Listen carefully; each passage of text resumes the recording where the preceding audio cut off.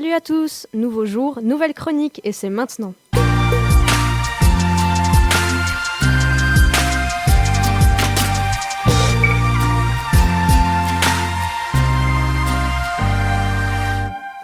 Bonjour à tous, nous sommes déjà en février, que l'année passe vite.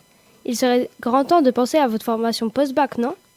Aujourd'hui, nous n'allons pas vous présenter un métier comme nous l'avons fait la précédente fois, mais une formation qui peut nous mener à différents métiers. Mais si Loé, il existe beaucoup de formations, laquelle vas-tu nous présenter ?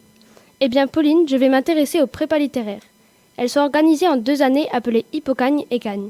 Cette formation a pour objectif de vous préparer au concours de 2e année et ceux des écoles normales supérieures, plus connues sous le nom d'ENS.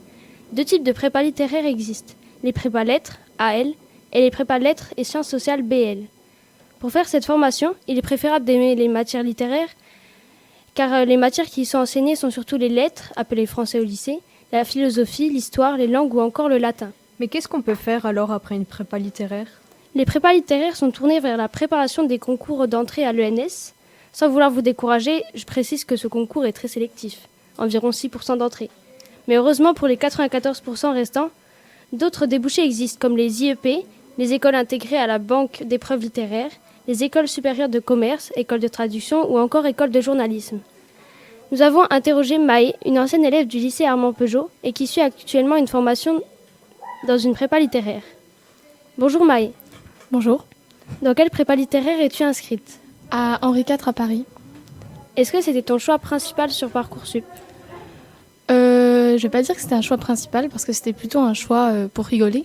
Je pensais pas être prise, donc j'avais mis juste ça comme ça pour aller... voilà, pour voir, mais on va dire que c'était un petit peu un choix de rêve. Donc oui. Quel bac as-tu passé ? Un bac ES. Parmi les spécialités du nouveau bac, lesquelles conseillerais-tu pour faire une prépa littéraire ? Alors je connais pas le nouveau bac, mais je pense sciences politiques c'est bien. Non, plus sincèrement, il y a plutôt des matières littéraires, mais même si on choisit une matière scientifique, tout n'est pas perdu.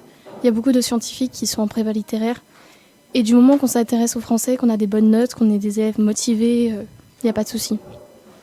Est-ce que cette formation correspond à ce que tu pensais ? Oui et non.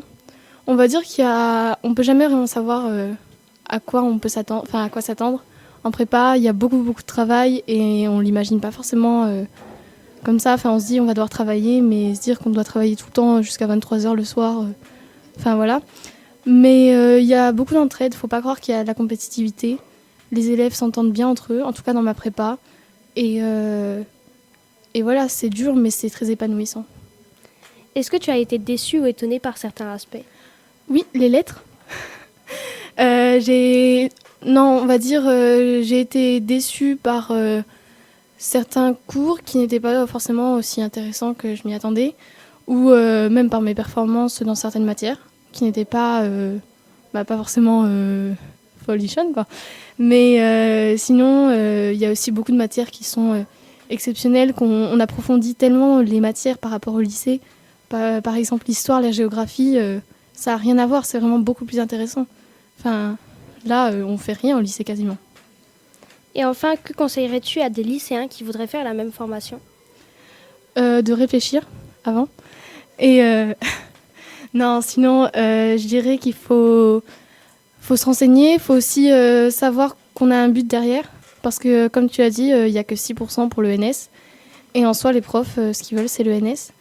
Donc, il faut savoir que tu as beaucoup de chances d'aller à la fac ensuite. Mais que c'est quand même très intéressant.